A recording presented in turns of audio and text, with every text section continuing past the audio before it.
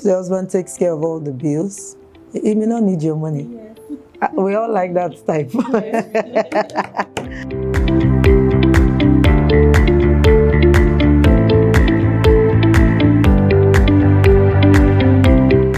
Debt, it's everywhere today. If you look around you, to the left, right, even within this room, you can be sure that there's somebody you know that is in debt today. On today's episode of Answering Your Money Questions, we'll be answering some questions regarding debt and other aspects of finance. So come along with us. Joy. Okay, so the first question here is, how much debt is too much debt? Yeah, interesting question. So how much debt do you think is too much debt? At what point do you think do you feel like, this For is me- too much? Yeah? Okay, for me, I think if I'm in a debt of 150k, You lose your Yeah. peace. Oh, what about you? Okwe? Maybe same amount, 200, 300. Okay, so actually, it has nothing to do with the amount because it will be relative for different people. So we can't say this is the certain amount that you shouldn't borrow or avoid. But what I can say is, every time you're owing people money, I don't care the amount, you don't have peace. Number two, you don't have control over your life anymore because especially when you are defaulting, because it's not every time you borrow money that you don't pay. Once you begin to default, it becomes too overwhelming because now you've taken monies you cannot afford to pay back and there's a lot of pressure.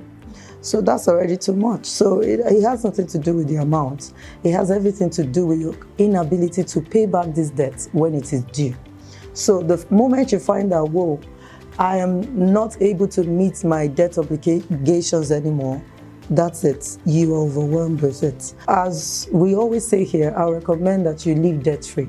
But if you have to get any loan from anywhere, keep it within the amount that you know you can afford to pay back, either with your salary, in installments and all of that. But make sure it is not something overwhelming because the moment you start to default, that's too much debt. Okay. Okay, so the next question here is, my transport fare takes more than 50% of my salary. What can I do? Okay, so the first thing to make sure that you do is to keep your job, right? Because you really need to have money to pay the bills. Interesting thing is you have an income that can pay your transportation. So make sure you retain your current job and see, I'll backtrack a bit. If you are someone who lives on a budget, if you're someone who plans your spending, well, it may be a case of not enough income this time around, like you're not earning enough. For some people it is not, especially when you don't budget, you don't track your spending, you're just assuming that my money is not enough. That's a different case. If you're a financially disciplined person, in other words, you make your budget, you live on a spending plan, well, the next step will be to see how you can grow your income so that you can have more money for other aspects of your life. Because if you're spending 50% of your income already on transportation, that's too much already. So your income is not enough. So it's either you ask your employer for something to buffer the impact or seek other opportunities where you can make money. You don't necessarily have to leave where you are, but you can find other sources of income. Now, before you leave, make sure you have an alternative because, again, that's where people get it wrong. You just see some people say, oh, because the transportation is taking all the salary away, I'm just going to quit. Yeah. You're better off going to an office than to sit in the house because opportunities will find you on the go. So it is in that office, for example, for me, most of the people that I know around me and have around me today are people that I met either at work, most of them. If I was not on the job at all, I probably would not know them. Yes, so you're better off going somewhere. That might be the place where you meet your next boss or something. So keep your job. Don't give up. Make sure you're living on a budget. See how you can cut down. Is there a boss I can go with who has a car? Is it cheaper for me to take a public transport than to use my car? Look at different options. Keep your head afloat for now. why you seek opportunities to earn more. How do you seek opportunities to earn more? It's not by jumping around and focusing throughout your work hours on application, so much so that you don't have value where you currently work anymore. No. Opportunities actually are attracted to people who are valuable on their current positions, are adding value where they currently are. So make sure that you're a very valuable employee. Ask to see if your boss can step in. If the answer is a no, because you can't blame the boss, they may not be earning as much to augment you. So don't take it in a negative way. Just see how you can create better opportunities. Do you need to get a skill? Whatever it is, you can keep your head afloat. Next question I have here is, how much of my paycheck should I save? Well, yes, that's a very relative question. So, for example, how much of your paycheck do you save? Okay, I always budget. And I plan my salary. If you don't budget in this office, you'll be fired. So I keep 20%. 20%. What about you? I also do 10% savings, 10% investment. So it varies actually. Interestingly, they have the same percentage. I was hoping for different percentage, but it doesn't have to be 20%. I remember a colleague I had at work at the time, he saved 60%. Why? There was a target he was working towards. The amount you save, the percentage of your income that you save will vary from person to person. For example, if you're a father of the house and you have so much responsibility, you might not be able to save. Of course, you can't even afford to save like a single person who just has herself or himself to take care of, yeah? No dependents, right? So you can afford to save 60%, 30%, 100%. As long as you're saving, that's the bottom line, because it's not about the amount, it's about the principle. Just make sure that whatever your income is, this is the amount you save. Now, there are percentages you should keep, for example, for things like your rent and maybe your other aspects of your finance. But when it comes to your savings, it will depend on your responsibility. Sometimes it also depends on your age. A person of 18 years old can decide to just do 10% all her career lifetime because she's starting early. Some people start as early as 10, 11. So the person can decide that 10% consistently of what I earn will be saved up and invested.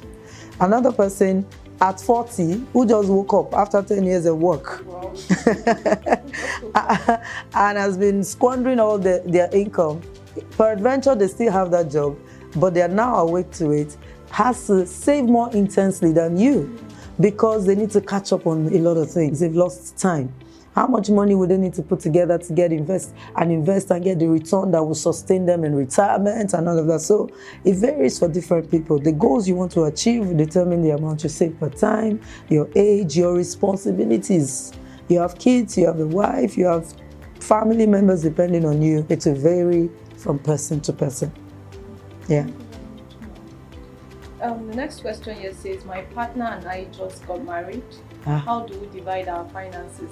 I don't understand. Why do you need to divide it? Because you're one, basically. I don't think you should divide. I think I understand what the person is trying to say. Like, how do we maybe combine the money and then divide it to different aspects of our family? It's the same way you did it as a single person, right? So, except the person, it depends actually from family to family. If the husband takes care of all the bills, he may not need your money. Yeah. We all like that type. Yeah.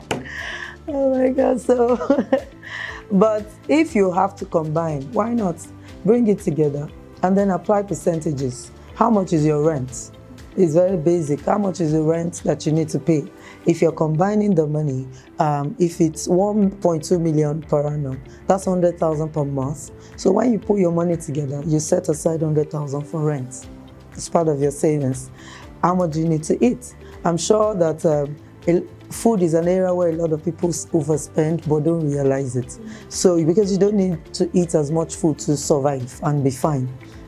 How much food do you need? I know you're a foodie, enjoy your food. So, but bottom line is, if you're combining your income, you still divide it to address your priorities as a family. I recommend you have family goals that you're working on together. that you can say, oh, we are tying this money to this thing and we're working towards this. It's always helpful. Most of the time when you save without a particular goal, at the end of the day, you waste the money even if you achieve the savings. It's always good to attach it to something so that once you hit that target amount, you know where you're plugging it into, and then you take something else. So as a family, come together, decide your priorities, and then put your income together. Not necessarily in an account. My husband and I don't do joint accounts. So it's not necessarily that it has to be in one account and we're watching it together and every second you're monitoring yourselves and all of that. No. Okay, so you take care of this, you take care of this. You handle this, you handle this. Or when it's for rent time, you do 20%, I'll do 80%. Just send it to this account, send it. And we may not have to combine at all. It depends on the family. Bottom line is, if you don't trust the partner you're married to financially, why are you married? Because most of the time, what causes rifts is not the money, it's the lack of trust. So a lot of times you think it's the money, it's not the money, it's the lack of trust. So make sure you trust yourselves before you get into marriage. That's what I'll say. Yeah. Thank you so much, because I've actually learned now. All right. Thank you so much for watching this episode of Answering Your Money Questions. Until next time, bye-bye.